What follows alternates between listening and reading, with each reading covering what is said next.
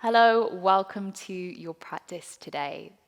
So our class today is just 20 minutes and we're going to be using pigeon pose as a point of exploration.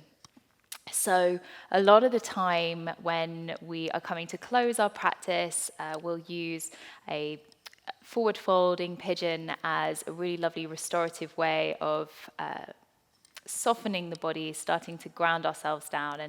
And today we're going to explore it in a more energizing capacity, and then we'll be using it to do just that, bring ourselves down and ground towards the end of class. So I hope you enjoy this practice. Let's start by coming to a comfortable seat. And take a moment just to lengthen the spine. You can keep the eyes open, but let the gaze be soft. Just drop the gaze down the tip of your nose, or if it feels comfortable for you to do so, then just close the eyes. And just by softening the gaze or closing the eyes, you start to allow yourself to just tone down the vibrancy of the outer space, the outer world, and connect a little bit more to the space within you. And that's really what we're doing in our yoga practice. We're learning or practicing our shifting of awareness. And a really useful tool for that is tethering the mind to the breath and watching the way that the breath moves through the body as we move through our asana practice. So the asana practice, the movement practice, becomes a tool to support us in that mastering of our awareness. So with the eyes closed, the jaw soft, the spine long, just notice how it is that you're arriving to the mat today. What does this feel like for you? What have you lined up, let go of, taken hold of in order to bring yourself here? Acknowledge all of that, all of the decisions that you've made, the choices that have led you to this moment right now. And then use your breath to create a little bit of space between all of that and this. So that thread of breath that's moving through the body acts as an anchor for the awareness that allows you to be in this moment as fully as possible. And of course, you're only human. The mind is going to travel in different directions at different times. Maybe there are distractions in the space around you. And know that it's perfectly normal for the mind to run away, to attach to something beyond the breath. But then we notice and we bring ourselves back to the breath, and we come back through the breath to the present moment. So allowing yourself to sit with your breath just a couple more rounds, and maybe you can start to activate your Ujjayi pranayama if that's something that you're practicing with, or otherwise breathing in and out through the nose. And if that's not comfortable for you, just breathe in any way that allows you to stay connected to your breath. Not too much force with the breath. You want to be able to maintain the breath throughout the practice.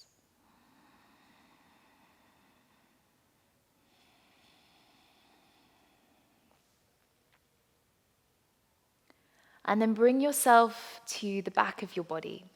So keep the eyes closed if you can, or just the gaze soft. Bring yourself down onto the back of the body now and hug your knees into your chest. We're going to have a little rock from side to side.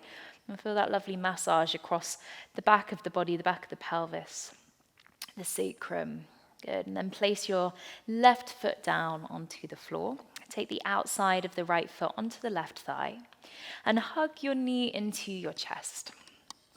Good, so we're taking this figure 4 stretch. If it's not available to you today, then you can use a strap or a towel and reach that around the front of your left shin so that you can basically make your arms a little bit longer, give yourself a little bit more reach.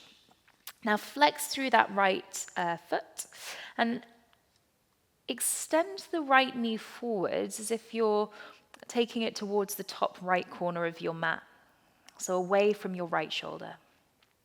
Now, this pose is going to be really useful through our practice. Not only is it kind of setting the physical invitation for the space that we're working into, but it's also somewhere that we can come back to. So when we do work into our pigeon pose, if that isn't accessible for any reason, then you can come here as a modification or an alternative option.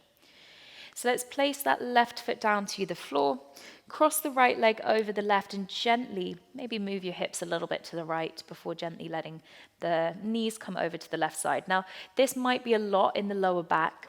You can always place support underneath your knees to take the pressure off, or you can unwrap the legs and just place one leg on top of the other, taking a little twist to that left side. So always taking cue from the body or the breath. If the breath is held, then it's normally a sign that we've gone a little bit too far. And we can back out a little bit, just dial down the intensity. And if there's any signals in the body that feel alarming, any pain or anything that doesn't feel good or right, then just come out of it. There's like the good kind of stretch, and then there's the discomfort that could be injurious. So have the discernment to figure out which is which. Come back through the center, and if you're ever unsure, always best to back out. Let's shift the hips back to the center.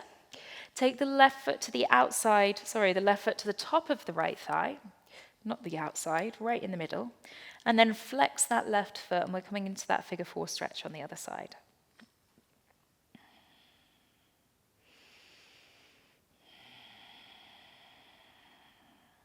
Good. A couple more breaths. So that left knee is drawing towards that opposite left corner, so away from the left shoulder. And then we're going to place the right foot down, shuffle the hips to the left, and let the knees drop over to the right side. Again, just finding something that feels appropriate in your body today.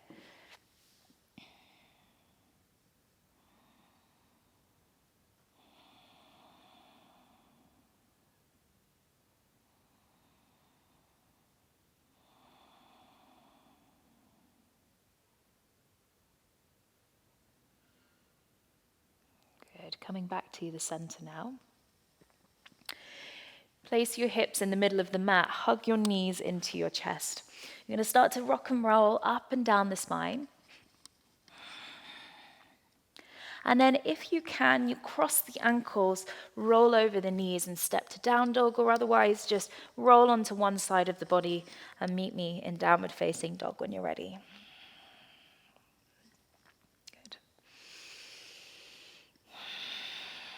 So finding the breath, moving through the nose, and creating space in the body through this breath. You could bend the knees, maybe one then the other, but rather than just pedaling aimlessly, really feel the sensation of the movement.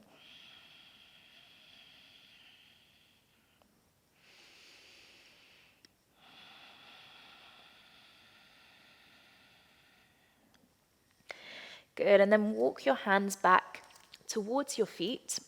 You're going to turn your feet out, send your hips down, coming into our yogi squat. This is malasana. Place the hands to the heart. Good, the spine lengthens. So breathing space into the hips, into the groin. Activate through the glutes a little, so we're not just collapsing here. And breathe.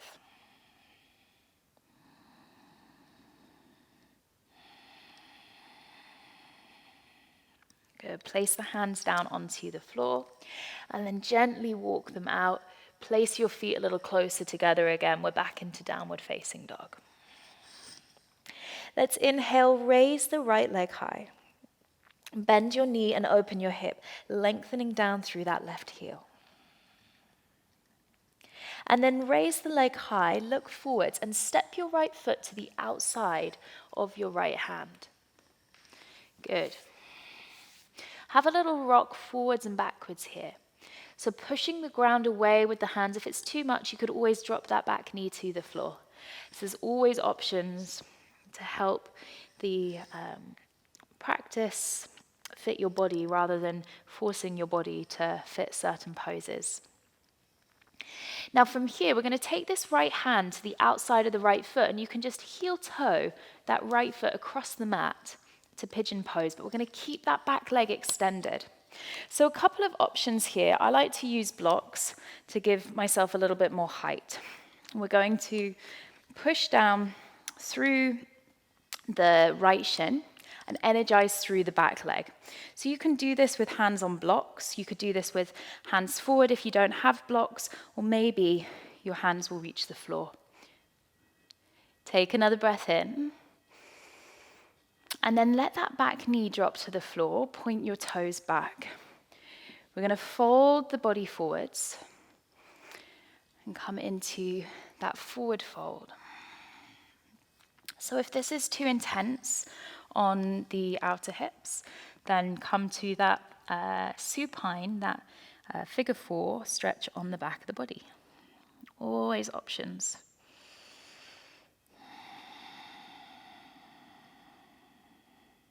Good.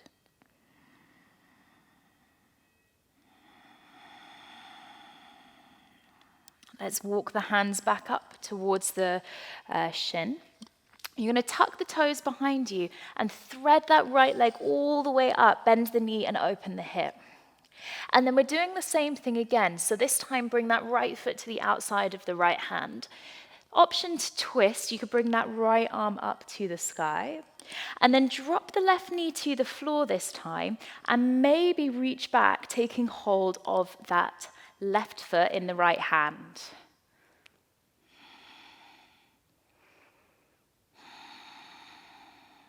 Good, breathe. So let it feel spacious. You could also use that towel or strap or anything you have close by if you want a little bit of extra reach towards that left foot. And then let the foot go if you have it. Place the right hand down. You can heel toe that foot across the mat or just push through the hands and place the right shin down. Now this time the back knee is coming down to the floor and we keep lifted and maybe you pick up that left foot with the left hand. Perhaps it comes into the crease of the elbow, or maybe you take a bind. Now, just be really mindful. This is a short practice, so we haven't had a huge amount of opportunity to warm up the body. So this might be way too much today. Even if you can get here normally, it might just be that today is not the day to go there. So listen to your body. Take one more breath. And then if you have the back foot, release it and forward fold.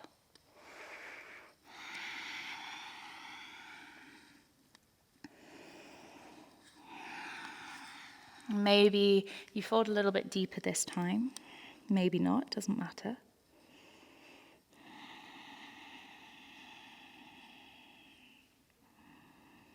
We're going to take 3 more breaths here.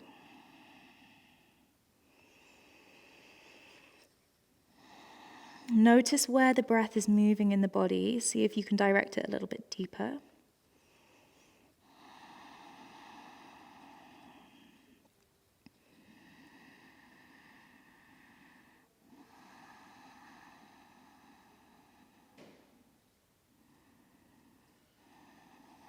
And then walk the hands up. Let's frame that front foot or the front shin. Sweep the right leg up, bend the knee, open the hip, and place the foot down to the floor. You might like to take a vinyasa or just stay in your downward dog, your choice. Good. And then from here, let's raise the left leg. Bend the knee and open the hip. So lengthen down through that right heel, lift that left knee. And then looking forwards, just be mindful of any props close by. We're stepping that left foot to the outside of the left hand and having a little rock forwards and backwards. Good. So try not to collapse through this right leg. Energize through the heel.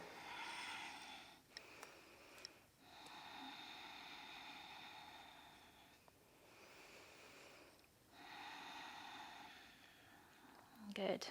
And then that left hand comes to the outside of the foot as you heel toe across the mat, find the outside of the left foot and lower the knee to the floor. Now we're keeping that right knee off the ground. We're extending through the back heel. So this is really active.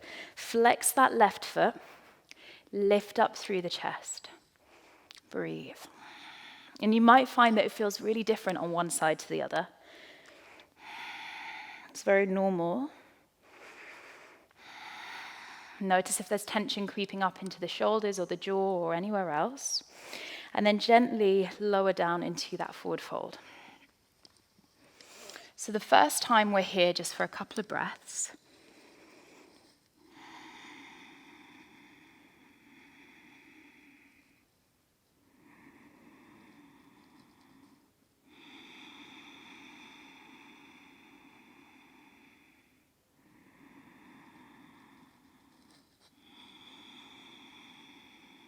And walk the hands back up towards the shin. We're going to tuck the toes and thread that left leg high. Bend your knee, open your hip. And then looking forward, step the left foot to the outside of the hand. This time the left hand reaches up and we take a twist. Option to stay here or drop the back knee and reach hold of that right foot with the left hand or using a towel or a strap. Keep the breath steady so you're not forcing. If you feel as though you're holding your breath, then you've probably gone a bit too far. So be kind to yourself. There's no point forcing anything. We have this one body. We want to look after it well. Take another breath. And then place that right foot down. We're going to take that left shin across the mat. And this time, just push through the back heel, drop the knee to the floor, and lift up here. Good. Now, option to reach back and take hold of the foot. If there's space in the body today to do that, could take it into the elbow. Good. Of course, it's an option to take a full king pigeon, reaching the arms forwards and up. It's not in my practice. It's certainly not in a short practice for me. So whatever feels appropriate for you and your body. Let's take one more breath. And use the exhale to fold. And then we get to be here for a little bit longer second time round. So enjoy the opportunity to just really let go, release. If the head's far away from the floor, maybe use a block. How are you breathing?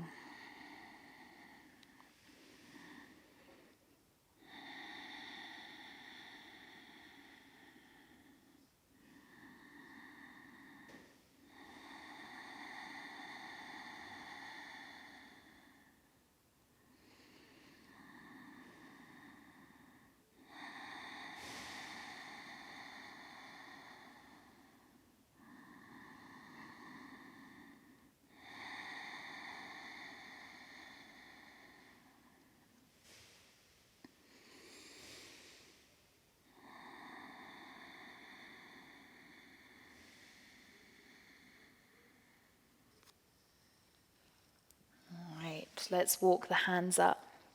Let's release that left leg up and back behind us.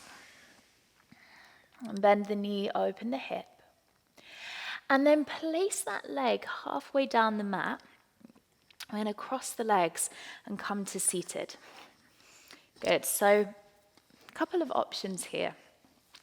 If the hips are feeling super tight, then you can come to a cross leg. Another option is to take a double pigeon.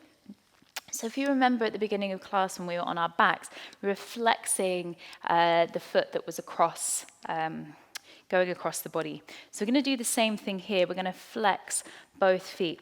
Now, what will happen for many of us is that there'll be a gap between the two knees. And you can pad that gap with a block, or if the block is too big, then you can pad it with a blanket. But you want to keep both of your feet flexed. If this is too much, come to cross-legged pose. Good. Now, an option is to be here, staying upright, or if it feels safe and comfortable to do so, you can fold the body down. This is pretty intense, so again, remember that this is a short practice. You haven't had very much time to warm up the body. So yes, we can get a lot in 20 minutes, but the most important thing is that we keep ourselves safe, and sometimes that means not going so deep. So when we're in a short practice, we focus more on how connected we can get rather than how deep we can go in the pose.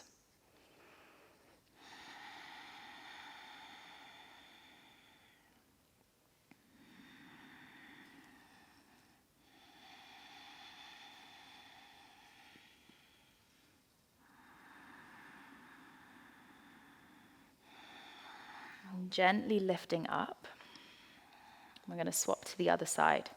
So thread the left leg underneath, and you might notice that this looks really different one side to the other. So on this side, my knee is much closer, but I'm still going to pad it up. And then I can fold forwards. Maybe that's available to you today, maybe it isn't. It doesn't matter. Remembering to flex the feet, that will help keep everything safe.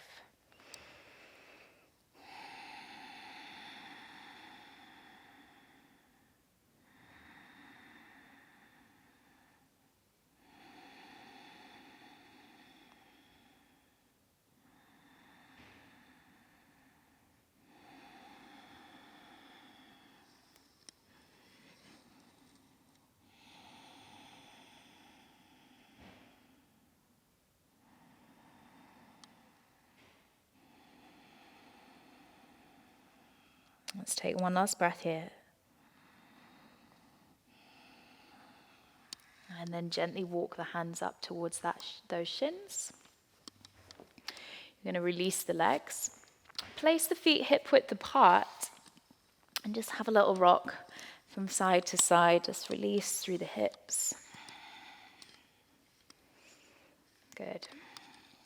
And then take the back of the thighs with the hands and roll down onto the back of the body. Have a little rock from side to side. And then we'll take ourselves into a short relaxation. So just extending the arms out, and make sure that you leave time for this part. It's really important. Even in a short practice, we want to have this shavasana, this relaxation, to integrate our practice. Help it to serve us not just here in this time together, but far beyond, letting the practice become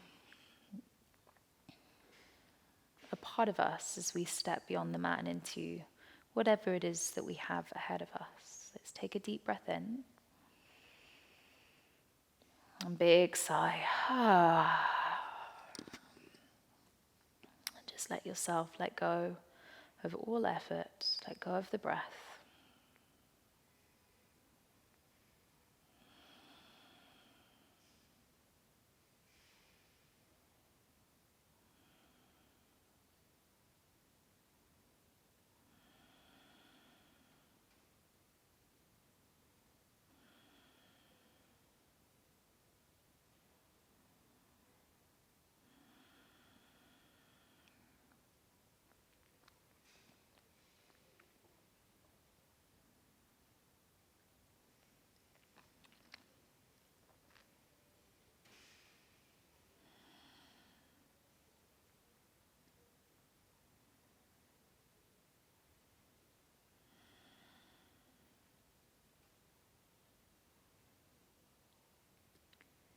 And you can stay here as long as you like.